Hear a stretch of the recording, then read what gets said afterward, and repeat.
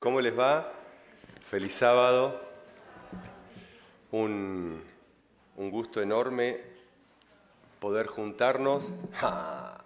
Miren, si ven allá atrás, los que levantan la mano, es la barra que venimos desde la iglesia de Belgrano, de la clínica. Nosotros decimos que somos familia, porque somos familia. Hace años nos juntamos ahí en la clínica para estudiar la palabra.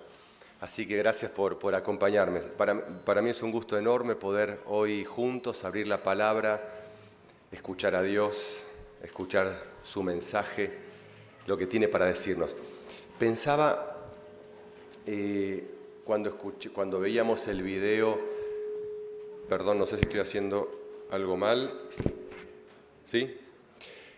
Cuando veía a nuestros hermanos de Ucrania, los que recién pudimos escuchar, y cantaban y nos uníamos en su canción, en su himno, pensaba, no hay mucho más para decir, el sermón está concluido, el mensaje está dado.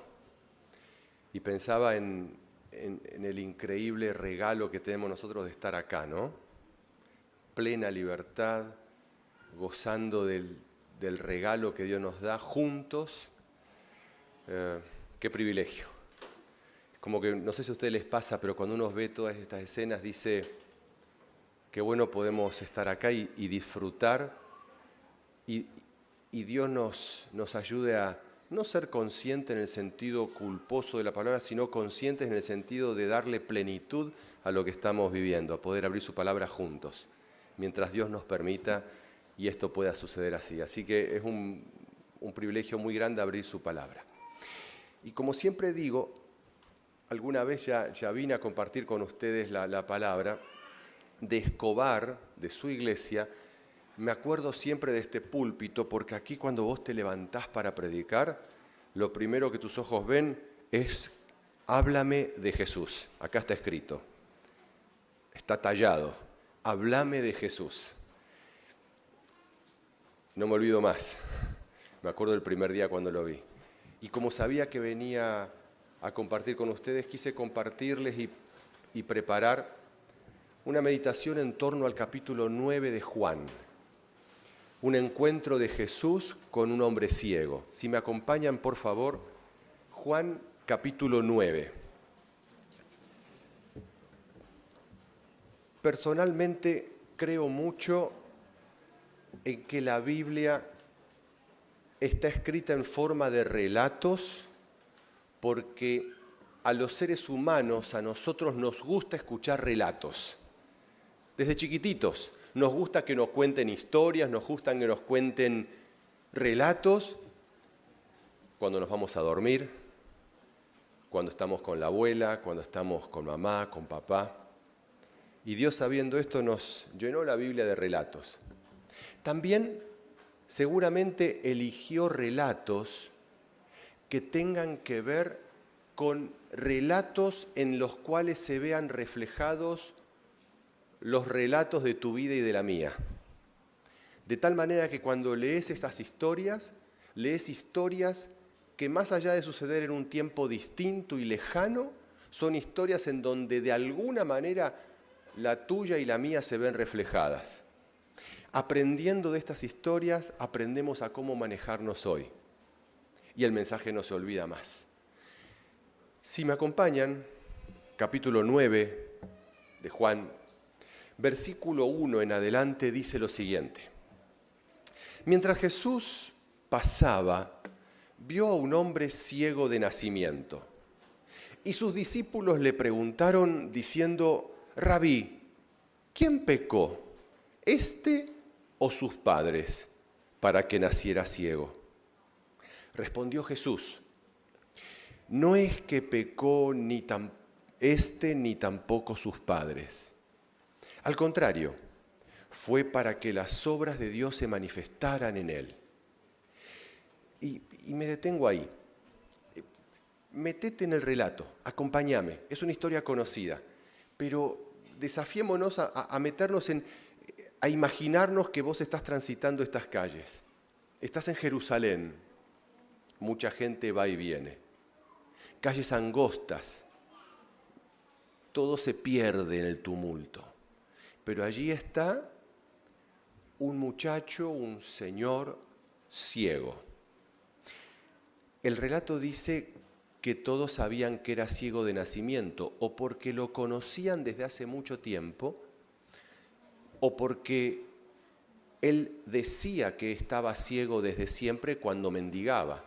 De alguna manera se hacía escuchar y trataba de llegar a los corazones de aquellos que lo escuchaban. No hacía nada distinto que hace cualquier persona cuando está necesitando y quiere llegar al corazón del otro para que el otro preste atención y pose sus ojos sobre él.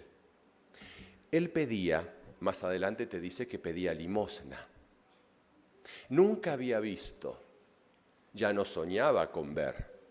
Él solo quería sobrevivir.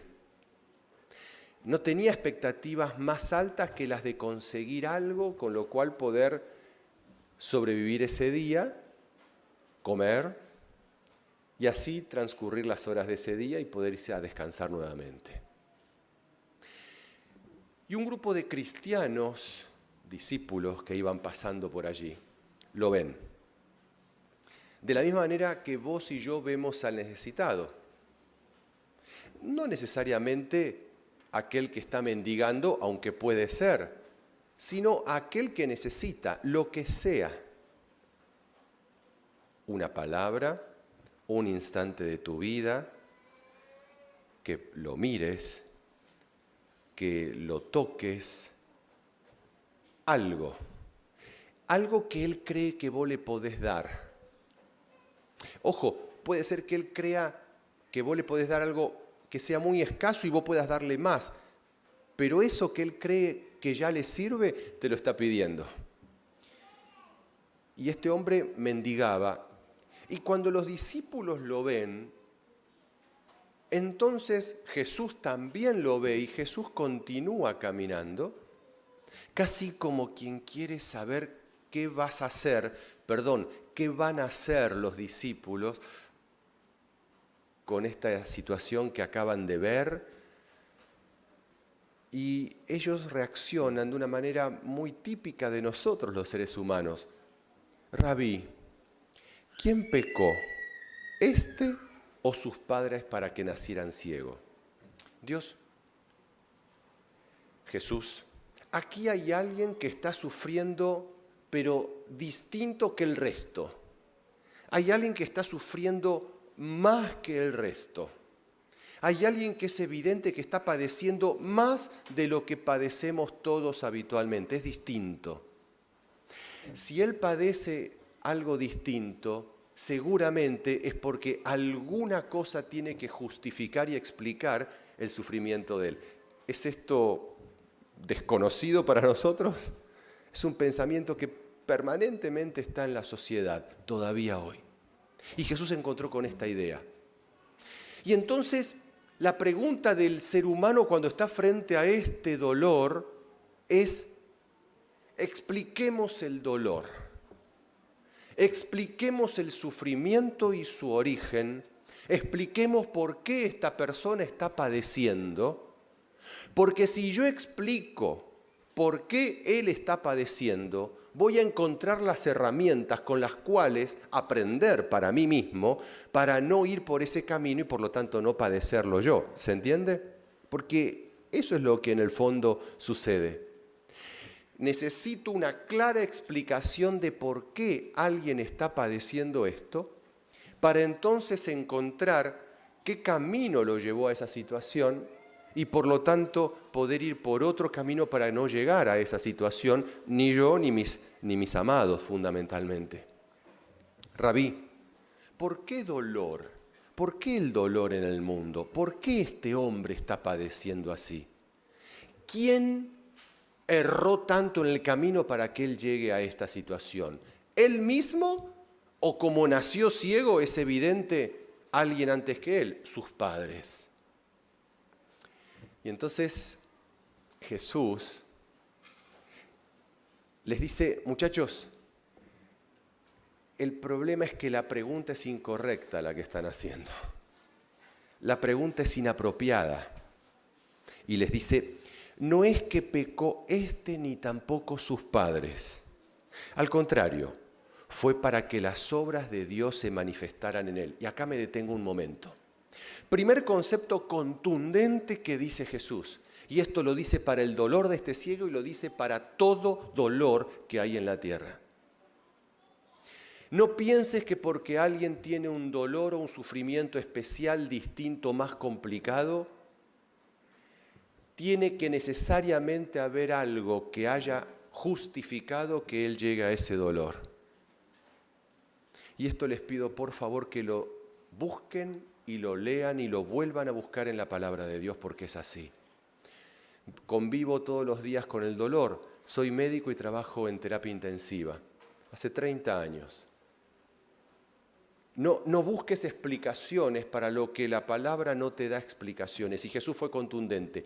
Muchachos, no pecó ni él ni pecaron sus padres.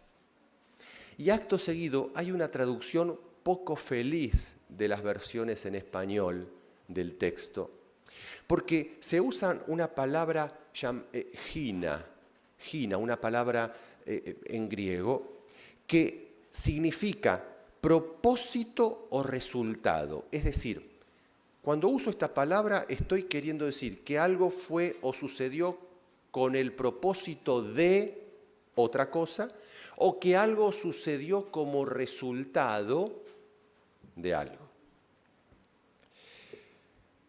Y otra palabra que se traduce mal acá, y ahora se los voy a explicar, que es alá, que significa pero o sin embargo. Y entonces cuando vas a varios comentarios bíblicos, entre ellos el comentario bíblico adventista, por mencionar uno, te dice que donde el texto es traducido como al contrario o sin embargo, fue para que las obras de Dios se manifestaran en él. La palabra gina perfectamente puede ser traducida como en otros lugares de la Biblia. Sin embargo, o sea, no pecó él ni sus padres. Sin embargo, ahora que está esta situación dada, las obras de Dios se van a manifestar en él. Y se los leo tal cual podría ser una traducción. No pecó este ni sus padres, pero como resultado de su sufrimiento, las obras de Dios serán manifestadas en él. ¿Se entiende la diferencia? Si yo digo que este hombre nació ciego con una finalidad preestablecida, la cual es que Jesús cruce un día por ahí y lo cure, estoy dejando sentado que 30, 35, 38 años de ceguera están justificados porque entonces un día iba a cruzar Cristo por ahí y lo iba a curar. ¿Se entiende?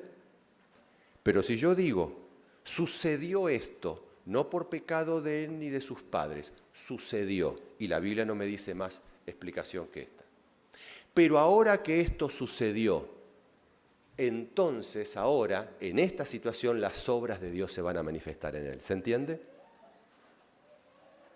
En el primer caso, el dolor y el sufrimiento tienen un sentido previo a que yo me encuentre con él.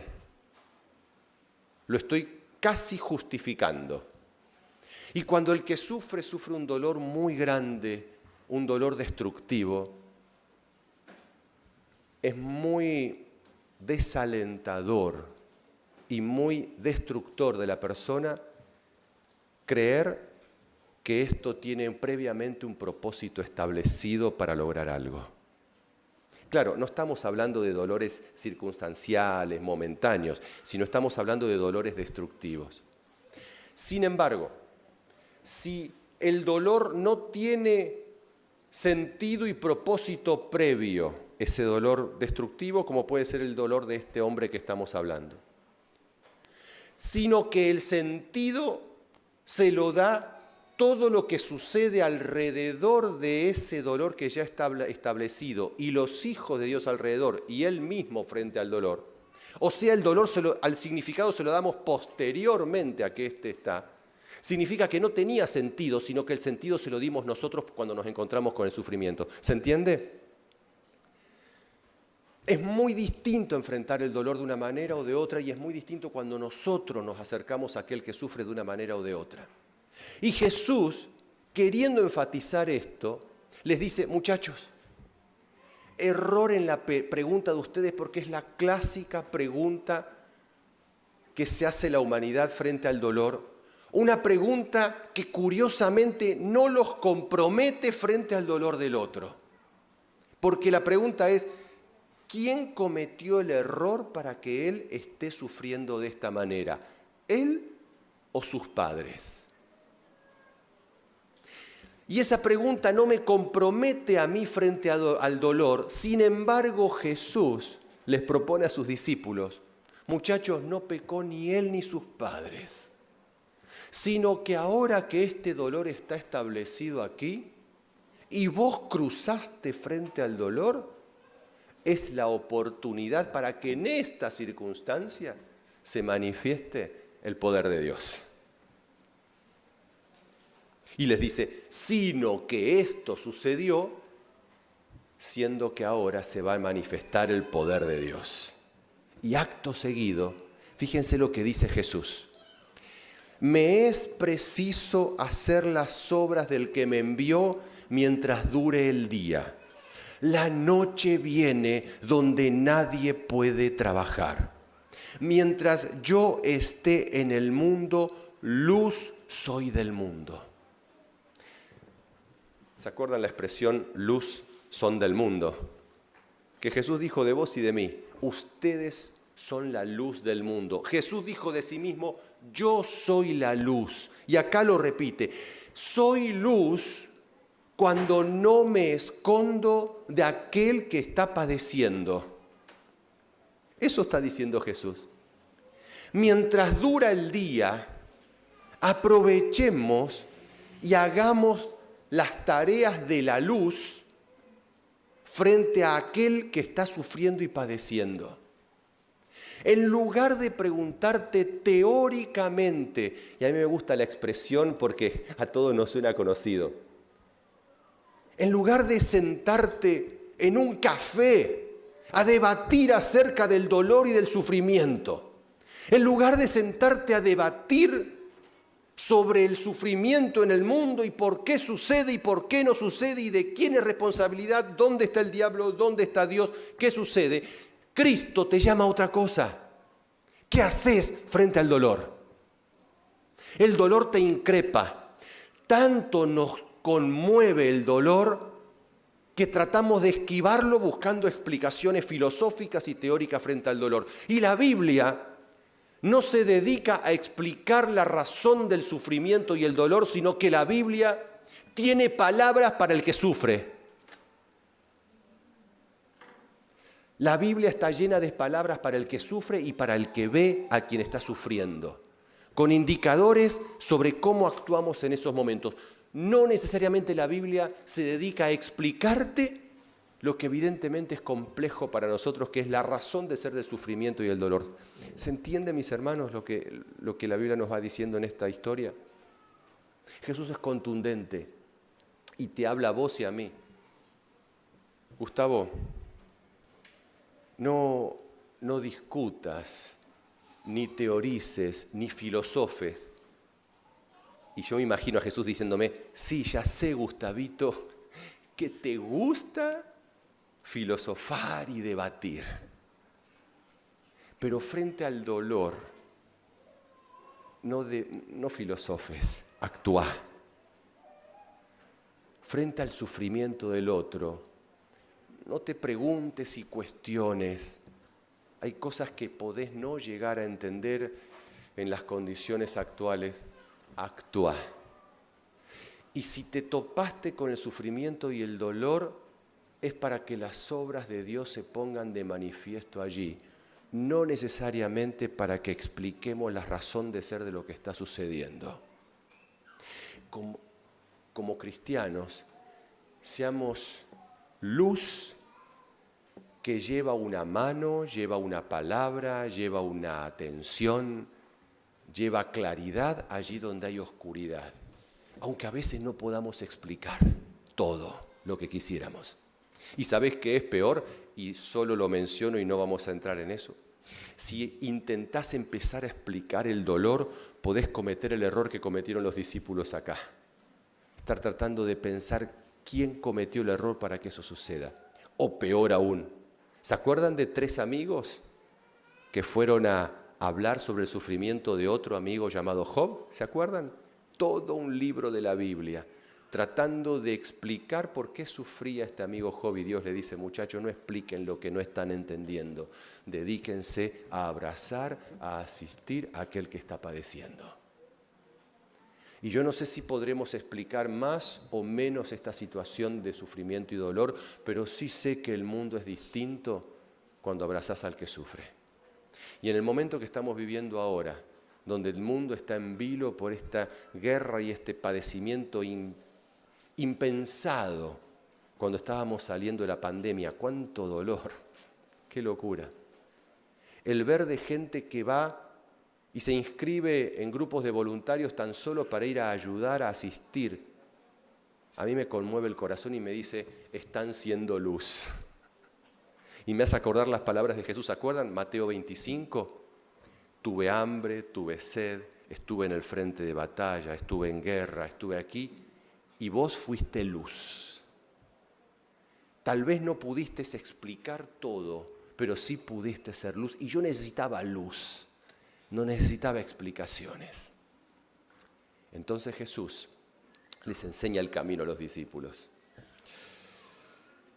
Dicho esto, versículo 6, escupió en tierra e hizo lodo con la saliva.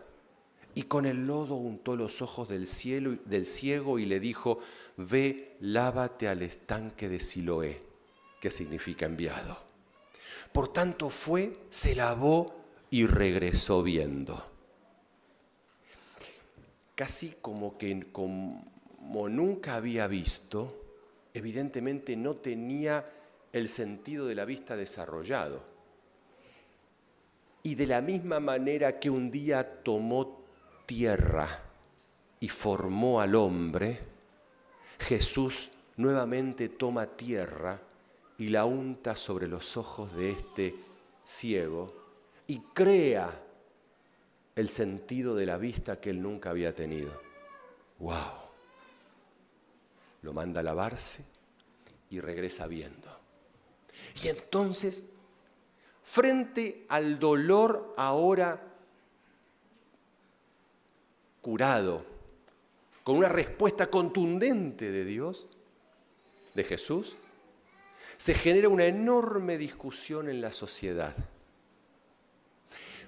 ¿Sabes por qué? Porque el dolor te increpa, el padecimiento llega profundo y las respuestas a él, como la de Jesús ahora, movilizaron a la sociedad de Jerusalén. Y ahora te relata el Evangelio una cantidad de preguntas también innecesarias o fuera de lugar. Fíjense, en el versículo 8, entonces los vecinos y los que antes le habían visto que era mendigo decían: ¿no es este el que estaba sentado para mendigar? Primer cosa que la gente se encontró, ¿estoy viendo lo que estoy viendo o me parece que estoy viendo? ¿Es él o se le parece? Unos decían: es este. Otros: no, se parece a él. Y él decía: soy yo. Sí, soy yo, el ciego. Ahora veo, me crearon los ojos de nuevo. Entonces le decían al ciego: ¿cómo te fueron abiertos los ojos?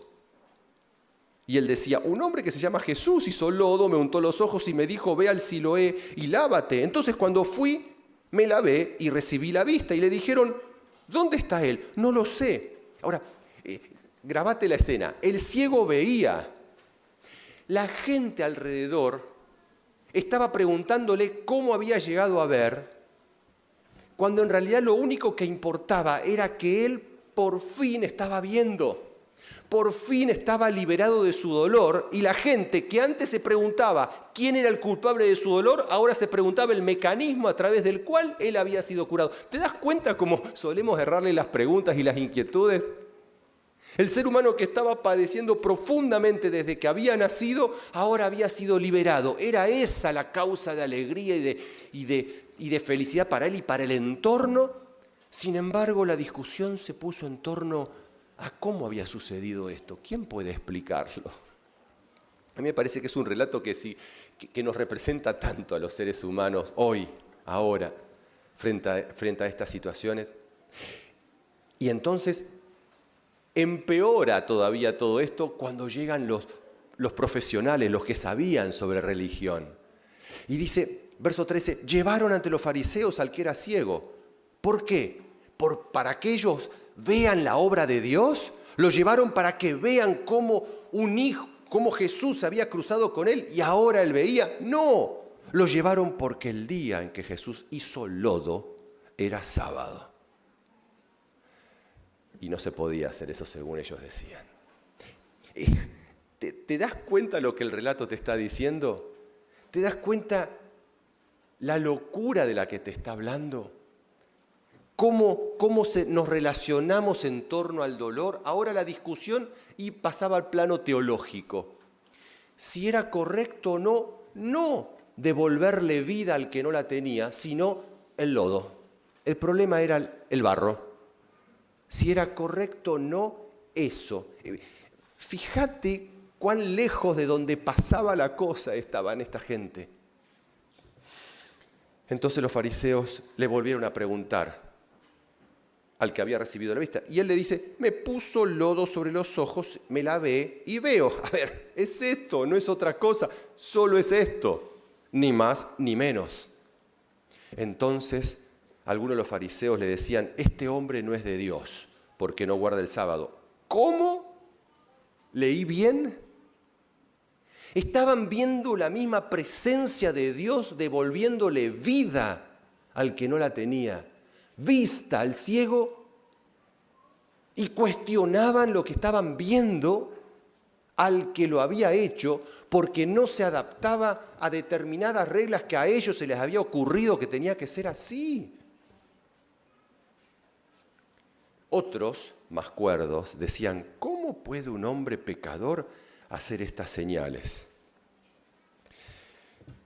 Acá hay algo que es interesante y esto tal vez les puedo mencionar algo que médicamente es muy interesante. A medida que vos y yo transcurrimos nuestra vida, desde que estamos en la panza de nuestra mamá, vamos recibiendo imágenes y sensaciones del entorno.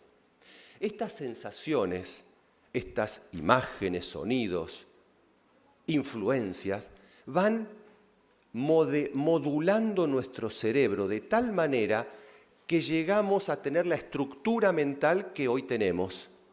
Y con esa estructura mental empezamos a analizar las cosas que suceden. ¿Se entienden? Tu cerebro, que se formó por lo que estaba alrededor y lo que iba sucediendo, aprendió del entorno y ahora sabe interpretar lo que sucede.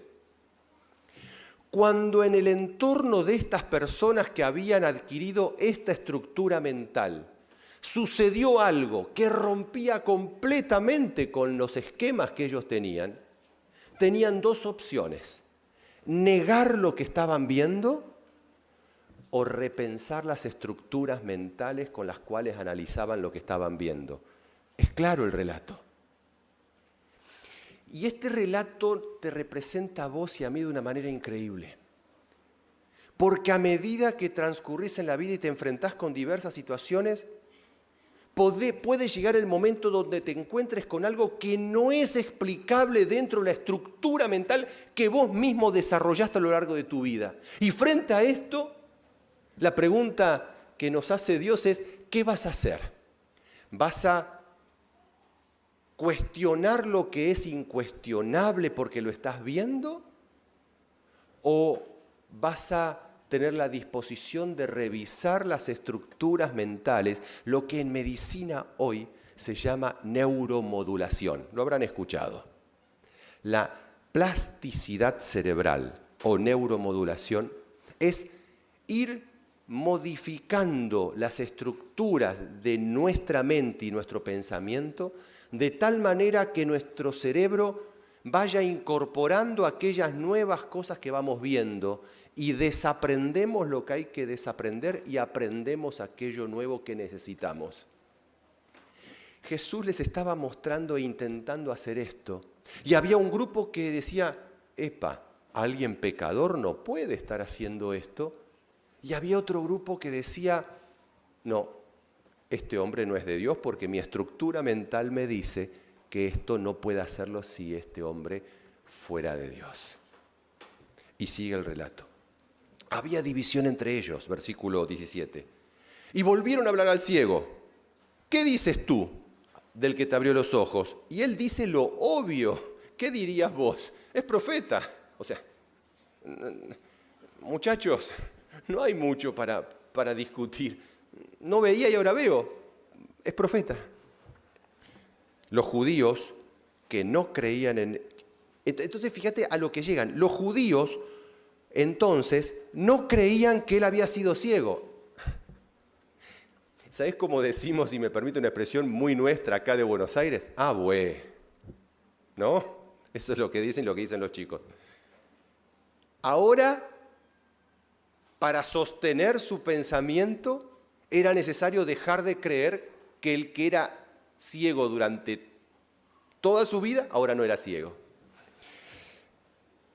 Y que había recibido la vista hasta que llamaron a los padres. Fueron a los padres y le dijeron, este es su hijo, el que ustedes dicen que nació ciego. Fíjense lo increíble del relato.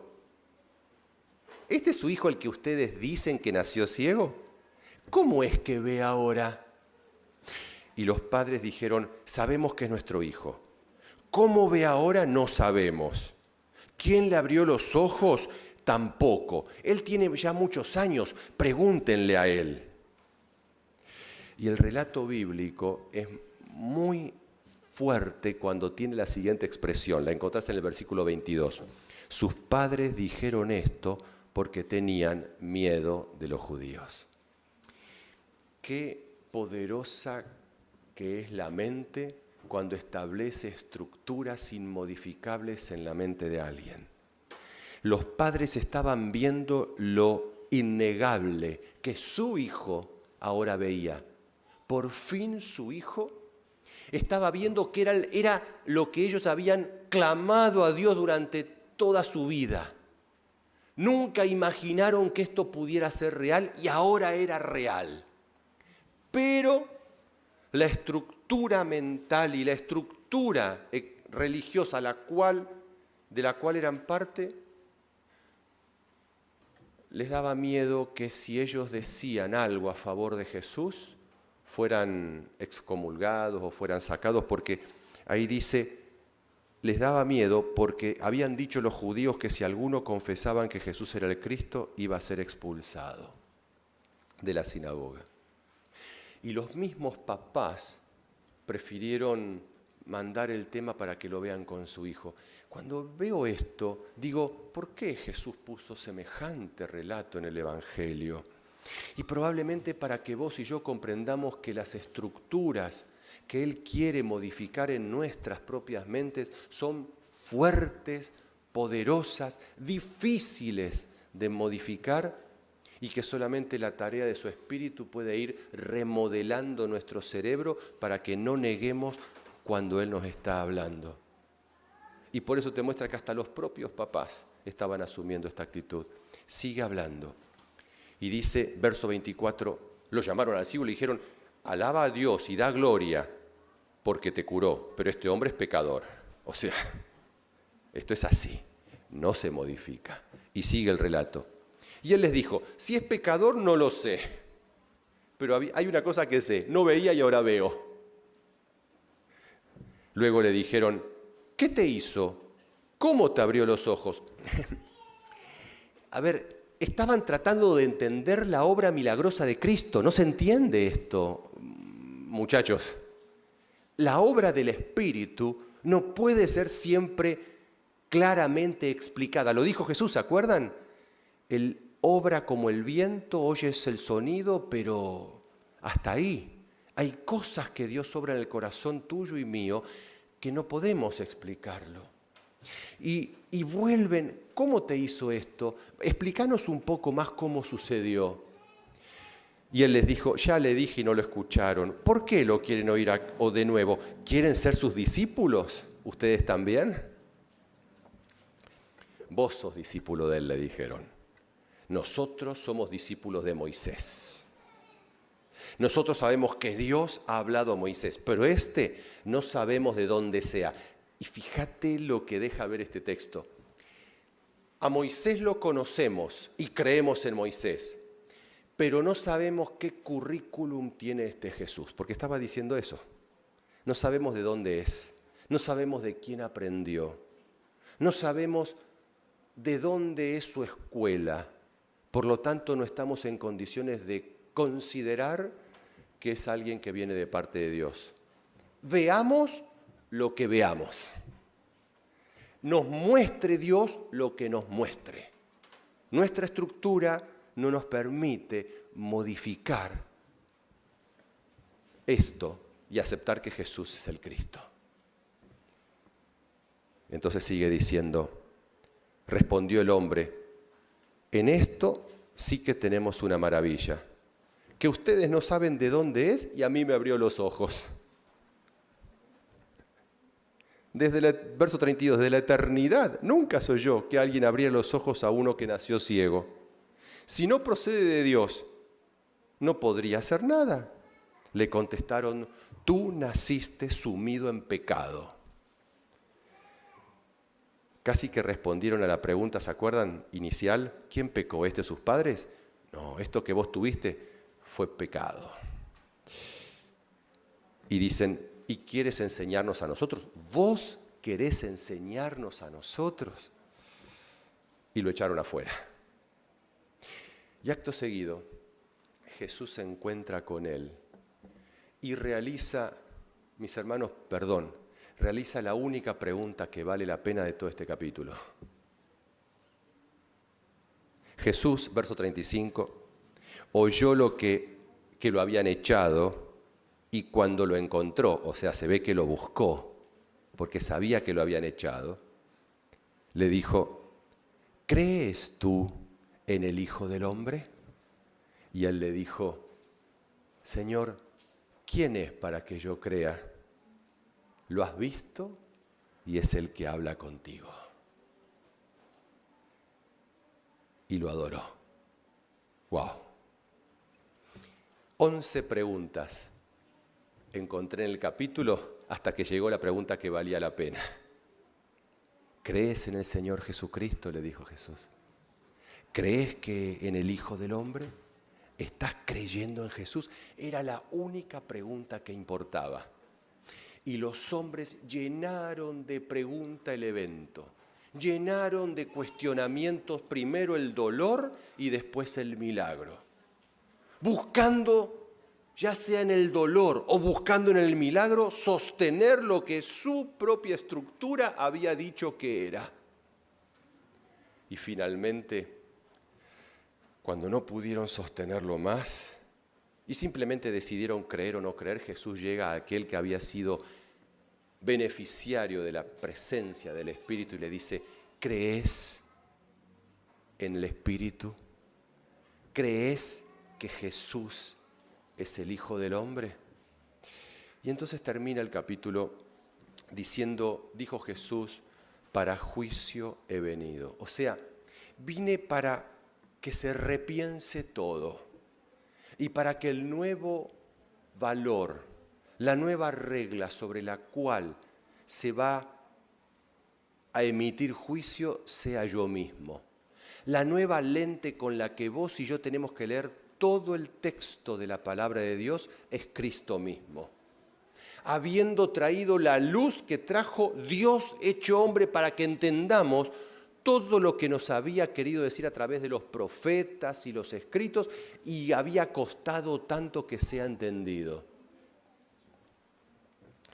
Entonces, cuando nos enfrentamos frente al dolor, al padecimiento, que nos cuestiona profundamente todo, tal vez te encontrás frente a una oportunidad increíble de poder escuchar mensajes de Dios que no buscan explicarte el problema del sufrimiento y el dolor, sino buscan que vos veas la manifestación del poder de Dios en el sufrimiento y el dolor.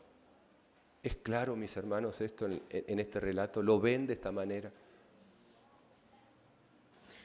Yo esto lo he vivido y lo vivo permanentemente en mi tarea en la terapia intensiva. Créanme, es un lugar donde la fe se pone a prueba todo el tiempo. Donde los que nos preparamos para trabajar ahí, estamos ahí porque, de alguna manera, y dicho de alguna forma que lo comprendamos, tenemos la fantasía que podemos ayudar a todos. Y un día te das cuenta que no podés curar a todos, no podés sanar a todos. A veces podés aliviar, pero conforme me lo dijo un día que nunca más me lo voy a olvidar porque cambió mi perspectiva de ver el dolor, me lo dijo Norma, que está ahí, cuando charlábamos un día en torno a tu hija Daniela, que durante 7 años fue paciente nuestra en la terapia.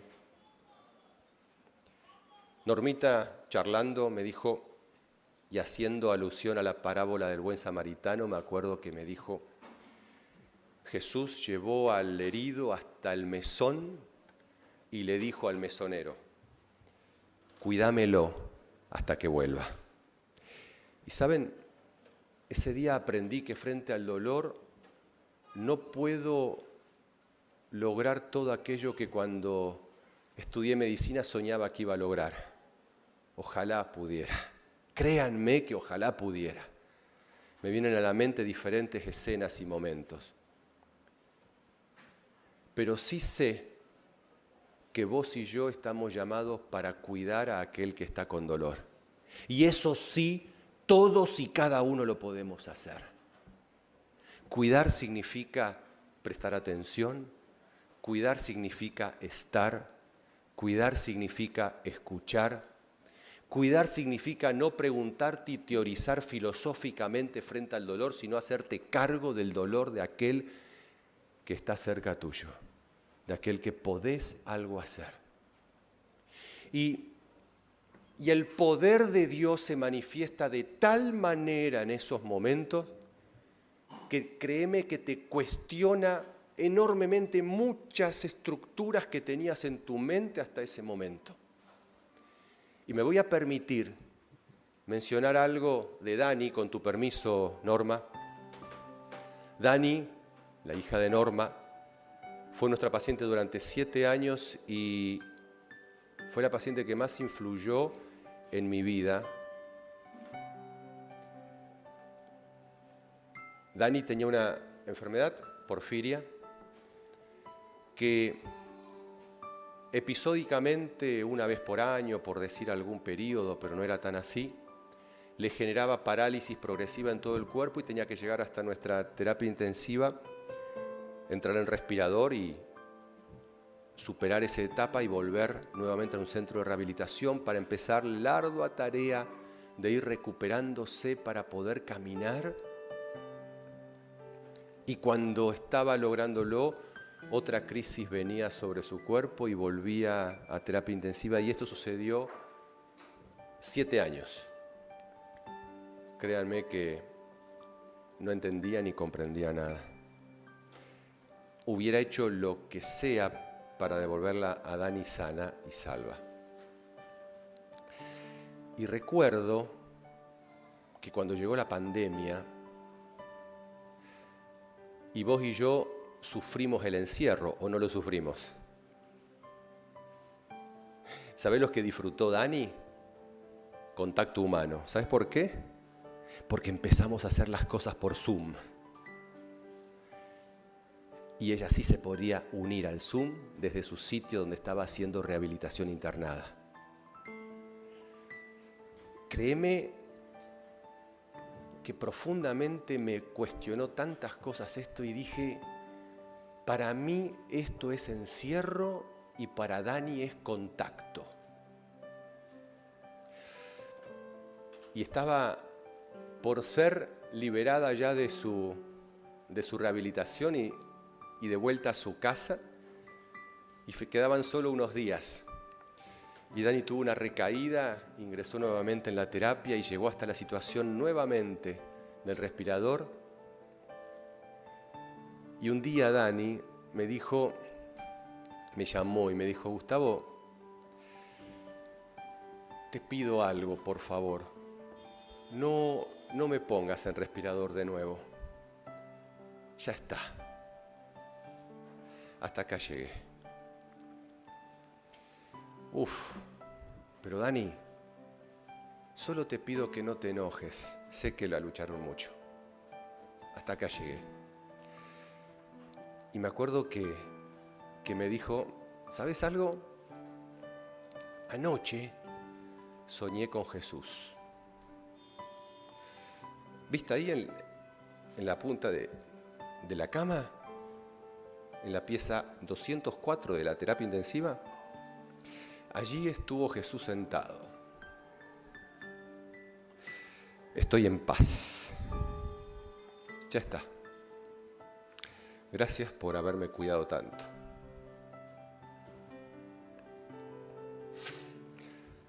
Entonces entendí que cuando te encontrás con el dolor, nadie te pidió, ni a vos ni a mí nos pidió que lo expliquemos. Sí nos pidieron que nuestra luz de alguna manera llegue hasta el dolor del otro. ¿Se entiende? Y cuando llega hasta el dolor del otro y ves que Dios obra de manera única, inexplicable, por favor, aceptá que Dios te está enseñando cosas que no sabías y que no podés explicar, pero no niegues lo que estás viendo. Porque tal vez Dios está queriendo que estructuras mentales en tu forma de entender el mundo sean modificadas. No le busques explicación porque el sufrimiento ese no tiene una razón ni un propósito previo. El propósito y la razón de ser se lo das vos cuando estás frente a él. Se lo damos nosotros cuando estamos frente al sufrimiento. Dios haga de vos y de mí personas que en un mundo que sufre y que sufre cada vez más, y ya nos anticipó nuestro Jesús que esto va a continuar así, que el mundo en vos y en mí encuentre gente que frente al dolor del otro no pasa de largo. Le ofrece tiempo, le ofrece espacio, le ofrece lugar, le ofrece una casa, le ofrece un abrazo, le ofrece cuidarlo hasta que retorna el Señor del viaje. Esa es la iglesia que Dios quiso dejar. Una iglesia de cuidadores. De cuidadores que están acá para llevar un poquito de luz a donde parece no haber nada de luz. Dios te bendiga, Dios me bendiga y haga de vos y de mí su presencia, sus manos, su corazón, su abrazo. Porque Él se fue, pero Él sigue estando porque vos y yo seguimos estando acá. Amén.